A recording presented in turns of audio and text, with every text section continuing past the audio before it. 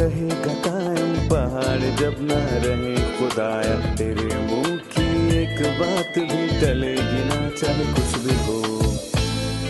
عزیز ناظرین، میں Ayad Zarif آپ تمام دیکھنے والوں کو ہمارے روز کے بائبلی مطالعاتی پروگرام کی نئی قسط میں خوش آمدید کہتا ہوں۔ عزیزوں، میں آپ کو بتاتا چلوں کہ اس پروگرام میں ہم بائبل مقدس کی تمام کتابوں یعنی پیدائش تا مکاشفہ تفصیلی مطالعہ آپ کے لیے پیش کر رہے ہیں۔ ابھی ہم پرانے عہد نامے کے مطالعے میں یسایہ کی کتاب کے 55ویں باب پر پہنچ چکے ہیں، اور آج کے پروگرام میں دنیا کے تمام پیاسوں کو دعوت ہے۔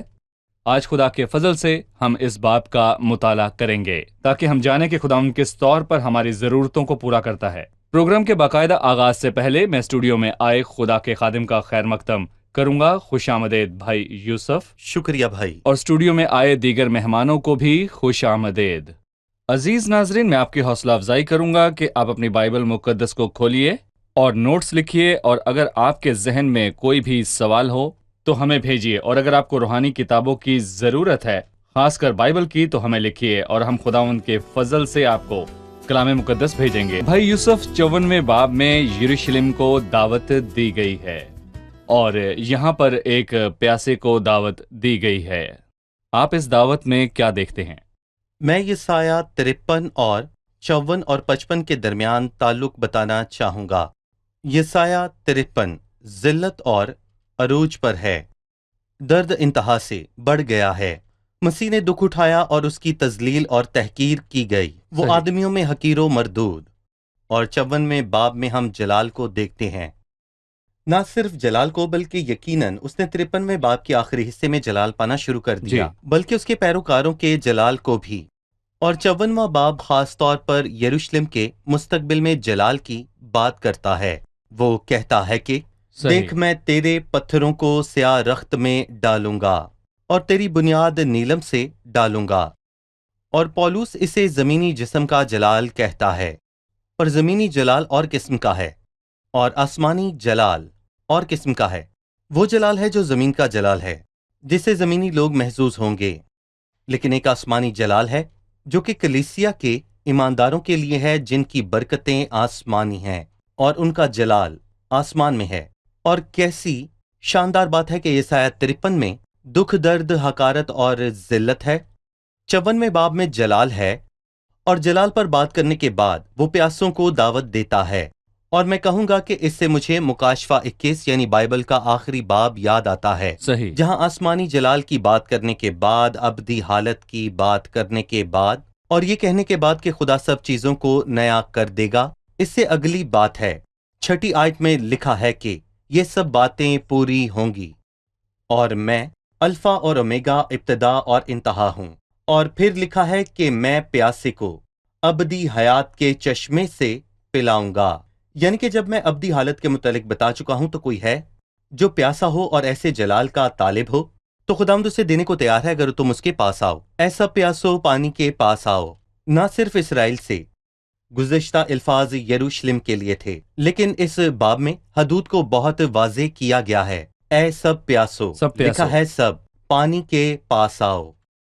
اے سب پیاسو، پانی کے پاس آؤ، اور وہ بھی جس کے پاس پیسہ نہ ہو، آؤ مول لو اور کھاؤ۔ ہاں آؤ، میں اور دودھ بے زر اور بے قیمت خریدو۔ تم کس چیز کے لیے اپنا روپیہ اس چیز کے لیے جو روٹی نہیں، اور اپنی محنت اس چیز کے واسطے جو آسودہ نہیں کرتی خرچ کرتے ہو؟ تم غور سے میری سنو، اور وہ چیز جو اچھی ہے کھاؤ، اور تمہاری جان فربہی سے لذت اٹھائے۔ کان لگاؤ اور میرے پاس آؤ، سنو اور تمہاری جان زندہ رہے گی، اور میں تم کو ابدی عہد یعنی داؤد کی سچی نعمتیں بخشوں گا۔ پانی کے پاس آنے کی دعوت ہے۔ اس کے بعد وہ کہتا ہے میں اور دودھ خریدو۔ میں اور دودھ، ان چیزوں سے ہمیں کیا معلوم ہوتا ہے جو خدا پیاسوں کے لیے پیش کرتا ہے؟ ٹھیک ہے، میں کہوں گا ہمیں اسے روحانی طور پر سمجھنا ہے۔ صحیح۔ یعنی پہلی چیز پانی ہے۔ یہ سایہ 44 میں لکھا ہے، کیونکہ میں پیاسی زمین پر پانی انڈیلوں گا، میں اپنی روح نازل کروں گا۔ اور یوحنا 7:37 میں لکھا ہے، پھر عید کے آخری دن جو کہ خاص دن ہے، یسوع کھڑا ہوا اور پکار کر کہا، اگر کوئی پیاسا ہو تو میرے پاس آ کر پیے۔ اور اس نے اس روح کی بابت کہی جو وہ پینے کو تھے، اور اس پر ایمان لائے سو پانی۔ یہاں پر روح القدس کو پیش کرتا ہے، صحیح۔ اور اسی طرح سے میں بھی روح القدس کو پیش کرتی ہے۔ اور لکھا ہے شراب سے متوالے نہ بنو کیونکہ اس سے بدچلنی بلکہ پاک پیدا روح سے۔ ہوتی ہے۔ جب وہ پانی اور میں کی بات کرتا ہے تو اس کا مطلب یہ ہے وہ جن کی پیاس روح القدس سے بجھائی گئی۔ اور پھر وہ دودھ کا ذکر کرتا ہے، اور دودھ خدا کے کلام کو ظاہر کرتا ہے۔ ننھے بچوں کی طرح کلام کے خالص اور روحانی دودھ کے مشتاق رہو، اور خدا اپنا روح اور اپنا کلام ہر پیاسے کے لیے پیش کرتا ہے، اور ہر اس شخص کے لیے جسے اپنی پیاس بجھانے کو کچھ نہیں ملتا۔ اور جس طرح وہ بدبخت سامری عورت تھی جس نے 5 شوہر کیے لیکن اس نے ان سے اسودگی نہ پائی، سو وہ چھٹے کے ساتھ غیر قانونی تعلق میں تھی اور اس کی پیاس کبھی بجھائی نہ گئی۔ سو مسیح نے کہا بہت ہو گیا، میں تجھے زندگی کا پانی دوں گا، اور یقیناً اس کی مراد روح القدس سے تھی۔ بھائی یوسف، میں چاہوں گا کہ آپ اگلی ترتیب پر کچھ تبصرہ کریں۔ تم غور سے میری سنو، اور وہ چیز جو اچھی ہے کھاؤ، اور تمہاری جان فربہی سے لذت اٹھائے۔ میں کہوں کہ اگر کوئی اس ترتیب کو مخالف سمت دیکھنا چاہے کہ وہ لذت اٹھانا، تسکین حاصل کرنا، خدا کی برکتیں پانا، خوشی حاصل کرنا، سب کچھ حاصل کرنا چاہتا ہے لیکن وہ شروعات سننے سے نہیں کرتا، تو اس کے ساتھ کیا ہوگا؟ دراصل یہ ترتیب بہت ہی اہم ہے۔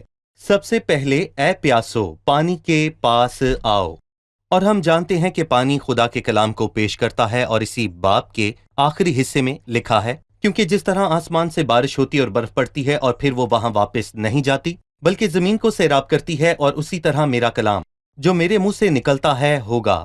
سو آؤ اور خدا کے کلام کو سنو، اور جب آپ خدا کے کلام کو سن لیتے ہیں تو وہ یہ کہتا ہے کہ تم غور سے میری سنو، اور جو چیز اچھی ہے وہ کھاؤ، اور تمہاری جان فربی سے لذت اٹھائے، اور اس کا مطلب روحانی ہے۔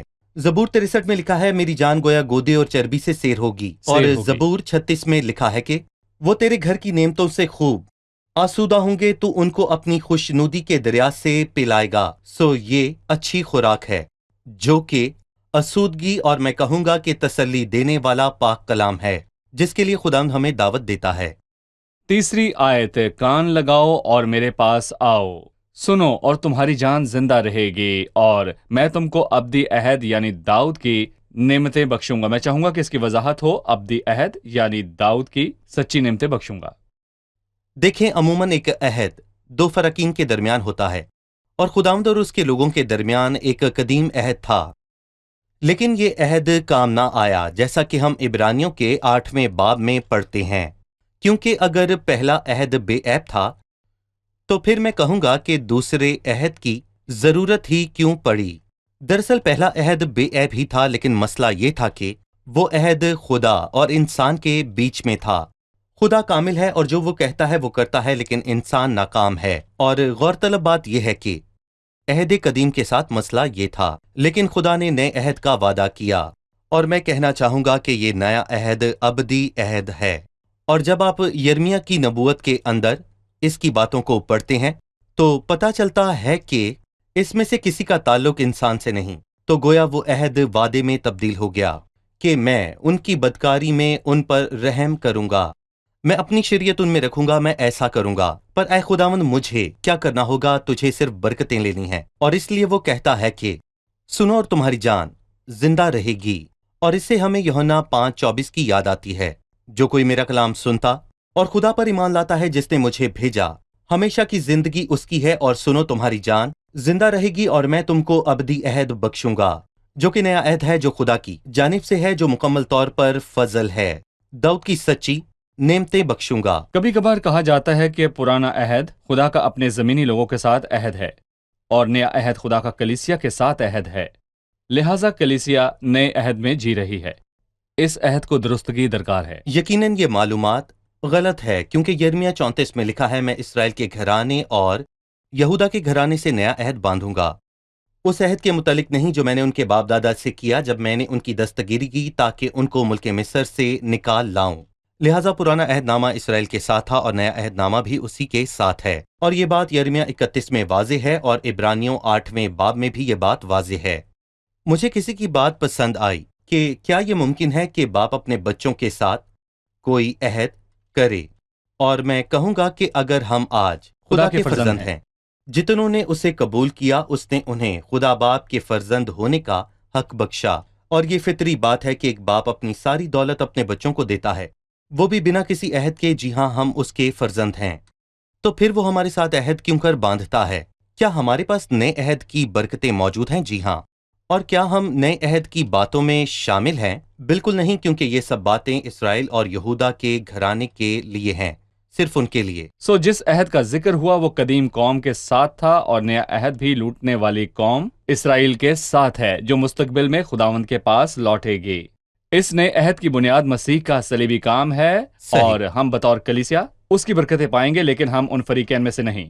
کلیسیا اس عہد میں شامل نہیں۔ عہد زمینی لوگوں کے ساتھ ہے، چاہے وہ بالکل۔ قدیم ہو یا نیا عہد ہو، اور نعمتیں اور برکتیں خدا کی کلیسیا کے لیے اس کی جانب سے ہیں، ہماری جانب سے نہیں۔ خدا نے ہمیں اپنی جانب سے چنا، ہمارا بنائے عالم سے پیشتر چنا جانا بھی اس کی جانب سے ہے۔ اس نے ہمیں اپنی جانب سے راست باز ٹھہرایا، اور جلال بھی اپنی جانب سے دے گا۔ بالکل صحیح کہا؟ جی، ٹھیک کہا۔ اس حصے سے آگے بڑھنے سے پہلے ایک اور درستگی ہے، یہ ہے کہ بائبل کی کتابوں کی نئے عہد نامے اور پرانے عہد نامے میں تقسیم فقط ان کی ترتیب کے مطابق کی گئی، وہ مسیح کی آمد سے پیشتر تھی یا اس کے بعد، لیکن ان کتابوں کا تعلق اس عہد سے نہیں جو خدا بعد ازاں لوٹ کر آنے والے اپنے لوگوں کے ساتھ کرے گا۔ پہلی آیت کا آخری حصہ ہے آؤ مول لو اور کھاؤ۔ ہاں آؤ، میں اور دودھ بے زر اور بے قیمت خریدو۔ یہ چیزیں بے زر اور بے قیمت کیوں دی گئیں؟ جی بھائی یوسف، یہ چیزیں بے زر اور بے قیمت کیوں دی جا رہی ہیں؟ یہ دعوت مفت کیوں ہے اور بے زر اور بے قیمت؟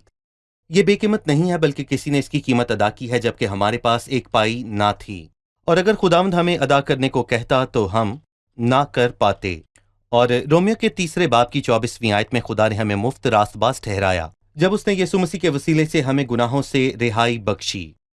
آپ نے اس آیت کی 3 باتوں پر غور کیا؟ وہ کہتا ہے کہ پہلی بات بے زر، پھر بے قیمت، اور تیسری بات محنت کے بغیر۔ اور مجھے یوسف کی کہانی نظر آتی ہے، اور میں کہوں گا کہ جب قحط کے 7 برس میں صرف اسی کے پاس اناج کا ذخیرہ تھا تو لوگ مصر سے اپنے روپے لائے اور بدلے میں اناج لے گئے، اور جب مصر کا سب روپیہ خرچ ہو گیا وہ یوسف کے پاس آئے اور کہنے لگے روپیہ نہیں، تو اس نے ان سے کہا میں تمہیں تمہارے مویشیوں کے بدلے میں اناج دوں گا۔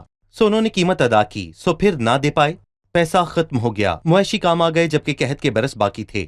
سو وہ یوسف کے پاس آ کر کہنے لگے ہمیں اناج دے۔ سو یوسف نے ان کو یہ جواب دیا، ملک میں کام کرو، محنت کرو۔ لیکن مسیح جو یوسف کے مقابلے میں بے حد عظیم ہے، وہ قیمت اور محنت اور مشقت کے بغیر عطا کرتا ہے۔ اس لیے نہیں کہ وہ چیزیں بے قیمت ہیں، بلکہ اس لیے کہ اس نے خود ان کی پوری قیمت ادا کی۔ میں کہوں گا کہ جب ہم بالکل مفلسی میں تھے تو اس نے ہماری جگہ قیمت ادا کی اور ہمیں مفت عطا کیا۔ بھائی یوسف، 4 آیت میں لکھا ہے دیکھو میں نے اسے امتوں کے لیے مقرر کیا، بلکہ امتوں کا پیشوا اور فرما روا۔ اس کا کیا مطلب ہے؟ اور 4 آیت کے الفاظ کس کی بات کرتے ہیں؟ داؤد کی اور ابن داؤد اور داؤد کے خداوند کی، جو کہ خداوند یسوع المسیح ہے۔ پہلے اس کا حوالہ دیا گیا تاکہ داؤد کی نعمتوں کی ضمانت ہو، اور میں کہوں گا اس کا اطلاق پولس رسول نے بھی کیا، جہاں پر وہ یہ کہتا ہے کہ مسیح کا جی اٹھنا داؤد کی نعمتوں کی مکمل ضمانت ہے، اور اس کے جی اٹھنے سے اور پھر وہ داؤد کی بات سے آگے بڑھ کر ابن داؤد یعنی یسوع مسیح کی بات کرتا ہے۔ دیکھ تو ایک ایسی قوم کو جسے تو نہیں جانتا بلائے گا، اور ایک ایسی قوم جو تجھے نہیں جانتی تھی خداوند تیرے خدا اور اسرائیل کے قدوس کی خاطر تیرے پاس دوڑی آئے گی، کیونکہ اس نے تجھے جلال بخشا ہے۔ یہاں وہ کس جلال کی بات کرتا ہے؟ قوم کے جلال کی یا مستقبل میں مسیح کے جلال کی؟ میرے خیال میں وہ مسیح کے جلال کی بابت کہتا ہے، مسیح کے جلال کی بابت، اور مستقبل میں مسیح کے اس قوم پر استحکام جی کی۔ بالکل۔ 6 آیت پر غور کرنا چاہیں گے، جب تک خداوند مل سکتا ہے اس کے طالب ہو، جب تک وہ نزدیک ہے اسے پکارو۔ شریر اپنی راہ کو ترک کرے اور بدکار اپنے خیالوں کو، اور وہ خداوند کی طرف پھرے اور وہ اس پر رحم کرے گا، اور ہمارے خدا کی طرف، کیونکہ وہ کثرت سے معاف کرے گا۔ یہ ان مشہور آیات میں سے ایک ہے جنہیں لوگ زمانوں سے سنتے آ رہے ہیں۔ یہ ہمیں خدا کے متعلق کیا تعلیم دیتی ہے اور اس کی دعوت کے متعلق کیا بتاتی ہے؟ مطلب خدا توبہ کرنے کی دعوت دیتا ہے اس سے پہلے کہ بہت دیر ہو جائے۔ یہ الفاظ کیسے شیریں ہیں کہ جب تک خدا مل سکتا ہے اس کے طالب رہو، اور اسے ہم یہ نتیجہ عکس کرتے ہیں کہ ایک وقت آئے گا کہ وہ لوگوں کے لیے میسر نہ ہوگا۔ بالکل، خدا دائمی طور پر موجود ہے، لیکن وہ مجھے دل سے ڈھونڈیں گے پر نہ پائیں گے، چونکہ میں نے بلایا तुम ने इनकार किया, मैंने हाथ फैलाया और इमसाल किसी पहला ने बाब। ख्याल ना किया। अमसाल 1 में लिखा है कि एक दिन आएगा वो उसे ढूंढेंगे पर ना पाएंगे, और इसीलिए वो यहाँ कहता है कि जब तक कि फजल का दरवाजा खुला है, देर ना करो, कल का इंतजार ना करो, क्योंकि कल शायद दिल टूट जाए। जब तक खुदा मिल सकता है उसके तालिब हो, यानी आज उसके तालिब हो। जिस लम्हे आप इस प्रोग्राम को देख रहे हैं तो कहें, ऐ खुदा, मैं तुझे अपना मालिक और मुनज्जी कबूल करता हूँ। तू मेरे दिल का खुदा है, मैं तुझे कबूल करता हूँ। और मैं कहूँगा, मेरा यकीन है कि अगर ये आपने दिल से कहा है तो ये अल्फाज आपकी जिंदगी में पूरे हो चुके हैं। जब तक खुदा मिल सकता है उसके तालिब हो, और जब तक वो नजदीक है उसे पुकारो। और खुदावंद ही मेरे सबसे करीब है, वो मेरे दिल के कराने को सुनता है, और जब तक वो नजदीक है उसे पुकारो। लेकिन बशर्त के शरीर अपनी राह को तरक करे और बदकार अपने ख्यालों को, और वो खुदावंद की तरफ फेरे और वो उस पर रहम करेगा। यानी कि अगर हम नापाकी में आए और तौबा ना करें और बाजिद रहें तो ये बात काम ना आएगी, जबकि हम चाहते हैं कि खुदा हमें बरकतें दे। देखें असाऊ का मसला क्या था। वो बरकत का वारिस बनना चाहता था, सो उसके बाप ने उसे बरकत क्यों ना दी? क्योंकि उसने देखा कि उसके दिल में तौबा नहीं है, और ईसाऊ ने इजहाक की बरकत का वारिस बनना चाहा और गुनाह को ना छोड़ा, इसीलिए बात ना बनी। अगर आप बरकतों को चाहते हैं तो आपको तौबा करनी होगी, क्योंकि वो कहता है, अगर तुम तौबा करके खुदा की तरफ ना फिरे तो इसी तरह हलाक होगे। खुदावंद के तालिब होना और गुनाह को तर्क करना जो कि तौबा करना है, यकीनन। लेकिन वो यहाँ खुदा के मुतल्लिक कहता है कि वो कसरत से माफ करेगा। खुदा कसरत से माफ करता है, या खुदा के गुनाह से बर्ताव के हवाले से क्या मालूम होता है? मैं एक अच्छी आयत का हवाला दूंगा जो हम पहले यसाया 1:18 में पढ़ चुके हैं। अगरचे तुम्हारे गुनाह किरमजी हों, वो बर्फ की मानंद सफेद हो जाएंगे, और हर चंद वो अरगवानी हों तो भी ऊन की मानंद उजले होंगे। यानी उसकी माफी की कोई हद नहीं। अच्छा, मान लीजिए कि किसी के गुनाह नाकाबिले यकीन हद तक बढ़ गए हैं, और वो आकर कहे कि आप नहीं जानते कि मैंने कैसे कैसे गुनाह किए हैं, मैंने आपके तसव्वुर से भी ज्यादा गुनाह किए हैं। तो मुझे उसे क्या कहना चाहिए? मुझे उसे पहले यूहन्ना के पहले बाब की ये शानदार आयत बतानी है कि उसके बेटे यीशु का लहू हम तमाम गुनाहगारों को पाक करता है, गुनाहों से पाक पाक करता है। सो मैं यहाँ कहूंगा कि अगर आपके गुनाहों से इस हॉल की दीवारें भी भर जाएं तो मैं आपसे कहूंगा कि हमारे खुदाम यीशु का लहू हमें तमाम गुनाहों से जी। पाक करता है, क्योंकि वो कसरत से माफ करता है। चलिए अब मेहमानों से उनका सवाल जानते हैं। जो हमने सीखा, हम चाहते हैं कि 9वीं आयत की वजाहत की जाए। क्योंकि जिस कदर आसमान जमीन से बुलंद है, उसी कदर मेरी राहें तुम्हारी राहों से और मेरे ख्याल तुम्हारे ख्यालों से बुलंद हैं। इसका क्या मतलब है? 9वीं आयत के मुतल्लिक क्या कहेंगे? ठीक है, हम इसे पिछली आयत से जोड़ सकते हैं। खुदाम फरमाता है, मेरे ख्याल तुम्हारे ख्याल नहीं और ना तुम्हारी राहें मेरी राहें हैं। क्यों?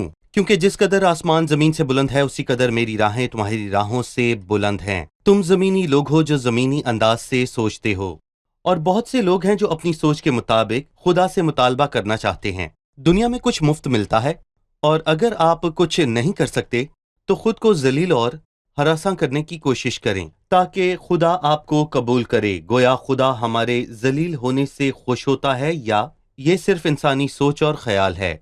ऐसा कुछ नहीं है। जब खुदा कहता है कि मुफ्त, तो ये इंसान के लिए बहुत बड़ी बात है। मुफ्त। रास्तबाजी और निजात फजल के वसीले इस और मुफ्त नजरिए से कैसे मिल कबूल सकती नहीं है? किया जाता। बिना कुछ किए, बिना कुछ यानी कि किए। ये बिना कुछ किए कैसे मिल सकती है? और मैं उससे कहूंगा क्यों नहीं, और वो कहेगा क्योंकि खुदावंद ने आदम के गुनाह के लिए तो वो सलीबी काम सर अंजाम दिया, लेकिन जहां तक मेरे बाकी गुनाहों का ताल्लुक है, ये मेरी मेहनत पर मुयस्सर है। मुझे कोशिश करके उनसे पीछे छुड़ाना है ताकि खुदा मुझसे खुश हो। इसकी वजाहत कीजिए भाई, उन आयात की रोशनी में जो हमने पढ़ी। इन बातों का मंबा यानी कि जड़ कहाँ है? बाइबल कहती है, मेरे लोग अदम मार्फत के सबब से हलाक हुए। वो बाइबल खोलना नहीं चाहते और वो मजहबी पेशवाओं के पीछे चलते हैं, उनकी बातों की हकीकत को जाने बगैर। वो आदम के गुनाह के बगैर मरा, और बाइबल ऐसा कहती है कि यीशु अलमसीह इंसान के गुनाहों की खातिर मरा, पर बाइबल ऐसा कुछ नहीं कहती। आप पैदाइश से मुकाशफा देख सकते हैं। क्या पिछले बाब में आदम के गुनाह का जिक्र है? उसने तो बहुतों भी के गुनाह उठा लिए, बहुतों के गुनाह उठा लिए और खताकारों और के लिए खताकारों शफाअत के लिए की, पर खुदा ने शिफायत हम सब की। की बदकारियां उस पर लाद दी। लेकिन मैं कहूंगा, दरअसल लोग खुदा के पास गलत रास्ते से आ रहे हैं। खुदा उनकी आंखों को खोले इससे पहले कि बहुत देर हो जाए। सही, और इसीलिए खुदा के अपने तरीके हैं निजात और रास्तबाजी अता करने के, जो लोगों से मुख्तलिफ हैं। भाई यूसुफ 10वीं आयत में लिखा है, क्योंकि जिस तरह आसमान से बारिश होती और बर्फ पड़ती है और फिर वहां वापस नहीं जाती, बल्कि जमीन को सैराब करती है और उसकी शादाबी और वेदगी का बायस होती है, ताकि बोने वाले को बीज और खाने वाले को रोटी दे, उसी तरह मेरा कलाम जो मेरे मुंह से निकलता है होगा। वो बेअंजाम मेरे पास वापस ना आएगा, बल्कि जो कुछ मेरी ख्वाहिश होगी वो उसे पूरा करेगा और उस काम के लिए जिसके लिए मैंने उसे भेजा मुअस्सर होगा। खुदा के कलाम की बात की गई कि वो जमीन पर कब काम करता है। हम इससे क्या सीखते हैं? उसने यहाँ बारिश और बर्फ की मिसाल दी कि वो आसमान से आती है और उसका जमीन पर क्या असर होता है। दरअसल बारिश के बिना जमीन का कुछ भी पैदा करना नामुमकिन है। इसी तरह से हमारे दिल भी हैं, क्योंकि खुदा के कलाम के बगैर कोई भी फल लाना नामुमकिन है। सो वो खुदा के कलाम को जो हमारे दिलों पर बरसता है, वो बारिश से उसे तशबीह देता है जो उसे सैराब करता है, और वो कहता है मेरा कलाम बेअंजाम वापस ना आएगा। जरूरी नहीं कि जो कोई सुनता है फरमाबरदारी करता, मानता और निजात पाता है, लेकिन जो फरमाबरदारी नहीं भी करते उनसे खुदा का कलाम बेतसीर वापस नहीं आता, क्योंकि या तो फिर ये उनके हक में गवाही देता है या फिर उनके खिलाफ। ये इंतखाब इंसान को करना है, और यकीनन आज करोड़ों लोग होंगे जिन्होंने यसाया 55 के इन अल्फाजों को भी सुना होगा, जहां पर बाइबल कहती है, ऐसा प्यासो पानी के पास आओ। जो फर्मा बरदार है वो आता है, कलाम उसके हक में गवाही देता है, और जो नाफरमान है नहीं आता। आखिरी रोज कलाम उसकी अदालत करेगा, क्योंकि उसने सुना पर वो नहीं आया। सही। कलाम के आने के नतीजे में हालात बदल जाते हैं, और खुदावंद हालात को बदलना चाहता है। 12वीं आयत में लिखा है, क्योंकि तुम खुशी से निकलोगे और सलामती के साथ रवाना किए जाओगे। पहाड़ और टीले तुम्हारे सामने नगमा परदाज होंगे और मैदान के सब दरख्त ताल देंगे। और अब हालात बदल जाएंगे, कांटों की जगह सनोबर निकलेगा और झाड़ी के बदले उसका दरख्त होगा, और ये खुदावंद के लिए नाम और अब्दी निशान होगा। एक आखिरी तबसरा, हालात बदलने पर जबकि खुदावंद का कलाम आखिरी अयाम में जाहिर होगा। आप क्या कहेंगे? यकीनन ये अल्फाज उसी तौर पर पूरे होंगे जैसा खुदावंद ने कलाम किया। और आज अगर आप नाहमवार जगह पर चलें तो आपको कांटे और खारदार झाड़ियां मिलेंगी, जो कि इंसानी जिस्म के लिए बहुत ज्यादा परेशानी का बाइस होते हैं। ये नुकसानदेह हैं, लेकिन इन नुकसानदेह झाड़ियों की बजाय स्नोबर का एक शानदार दरख्त होगा। वो खूबसूरत दरख्त जो सरसब्जो शादाब है। मतलब ये कि खुदा जमीन की मादी फितरत को आने वाले दिनों में तब्दील कर देगा। वो सब कुछ बदल जाएगा, सब चीजों की बहाली के सब वक्त, चीजों की बहाली का जबकि वक्त मसीह है। 1000 साल बादशाही करने को सही। आएगा। और अब इखलाकी तौर पर जब बुग़्ज़ और बदी और नापाकी की जगह मैं कहूंगा कि हमारे दिलों में खुदा का कलाम आ जाता है, तो सारे हालात बदल जाते हैं और वो फल आते हैं जो हमारे खुदावंद को जलाल देते हैं। बहुत शुक्रिया भाई यूसुफ, खुदावंद आपको बरकत दे। अब हम मेहमानों से उनकी राय जानेंगे। हमने देखा कि 55 बाब की शुरुआत एक दावत से होती है कि ऐ सब प्यासो आओ, और हमने जाना कि 53, 54 और 55 बाब के दरमियान एक खास ताल्लुक है। कोई बता सकता है कि वो ताल्लुक क्या है? हम 53वें बाब में जिल्लत, दुख, तकलीफ को देखते हैं, जो कि उस दावत की बुनियाद पर हैं जो बाद अज़ां दी गई। किसकी जिल्लत मसीह और के दुख तकलीफ? जो 53वें बाब मसीह में के है। सलीबी दुख। और यरूशलेम की बाबत हम 54वें बाब में उसके जलाल को देखते हैं, जो उसे इन दुखों के नतीजे में हासिल हुआ। और 55 बाब में हर एक प्यासे को दावत दी गई, जो कोई प्यासा हो आए और अपना हिस्सा ले। सही। सारी दुनिया को मसीह के सलीबी काम की बुनियाद पर दावत दी गई। जी ठीक है, सही। तीसरी आयत में अब्दी अहद की बात की गई। कान लगाओ और मेरे पास आओ, सुनो और तुम्हारी जान जिंदा रहेगी, और मैं तुमको अब्दी अहद यानी दाऊद की सच्ची नेमतें बख्शूंगा। अब्दी अहद क्या है, और क्या हम बतौर कलीसिया उसके फरीकैन में से एक हैं? हमने जाना कि कदीम अहद खुदा और उसके कदीम लोगों के यानी इसराइल के दरमियान था, लेकिन खुदावंद मुस्तकबिल में एक नया अहद करेगा उस बड़ी मुसीबत के बाद, जिसकी बुनियाद मसीह का सलीबी काम है। हम बतौर कलीसिया नए अहद के फरीकैन में से एक नहीं है। ये इसराइल के लिए ही अहद के होगा। फरीकैन कौन है? ये खुदा और उसके लोगों के दरमियान है। इसराइल के लोग जो जी, मुस्तकबिल में उसके तौबा पास करके उसके पास लौट आएंगे। कर आएंगे। ठीक है। लेकिन हम बतौर कलीसिया किसी अहद के बिना ही बरकतों को भरपूर तौर पर पाएंगे। उसने हमें मसीह में आसमानी मुकामों में तमाम रूहानी बरकतें अता की हैं। क्या कहेंगे सही, भाई यूसुफ? ठीक है। ठीक है। मैं चाहूंगा कि छठी आयत पर तबसरा किया जाए। जब तक खुदावन मिल सकता है उसके तालिब हो, जब तक वो नजदीक है उसे पुकारो। कोई ये कह सकता है कि खुदा तो हर जगह और हर वक्त मौजूद है? تو میں جب چاہوں گا جیسے چاہوں گا خدا کا طالب ہو سکتا ہوں. کیا کوئی اس کا جواب دے سکتا ہے؟ کیونکہ لکھا ہے جب وہ نزدیک ہے تو یقیناً ایک ایسا وقت بھی ہوگا جب کہ وہ میسر نہ ہوگا. ہمیں فضل کے وقت سے فائدہ اٹھانا ہے جس میں ہم جی رہے ہیں. خداوند ہمیں بلاتا ہے کہ ہم اب اس کے طالب ہوں، اور امثال کے پہلے باب میں ایک اور ثبوت ہے کہ وہ مجھے دل سے ڈھونڈیں گے پر نہ پائیں گے. یقیناً خدا ہر جگہ موجود ہے، خدا ہمیشہ موجود رہے گا، لیکن وہ فضل کا موقع عطا کر رہا ہے جس کے بعد دروازے بند ہو جائیں گے. بالکل ٹھیک کہا؟ صحیح. آپ سب کا شکریہ. خدا آپ کو برکت دے. بھائی خدا یوسف آپ کو آپ کا برکت بھی دے. شکریہ. عزیز ناظرین، یہ دعوت آپ کے لیے اور میرے لیے اور ہم سب کے لیے ہے، کیونکہ بائبل یہاں سب کو دعوت دیتی ہے کہ اے سب پیاسو پانی کے پاس آؤ. میرا خیال ہے کہ لفظ پیاسا زمین پر رہنے والے ہر شخص کے لیے ہے. اگر آپ یہ کہیں کہ میں پیاسا نہیں ہوں، میرے پاس سب کچھ ہے، تو میں آپ سے کہوں گا کہ خدا یسوع مسیح نے کہا جو کوئی اس پانی سے پیے وہ پھر پیاسا نہ ہوگا. مسیح زندگی کو بدل دیتا ہے، حالات بدل دیتا ہے. مسیح کو قبول کریں تاکہ آپ کی زندگی بدلے. اگلی قسط میں آپ سے پھر ملاقات ہوگی. خداوند آپ کو برکت دے.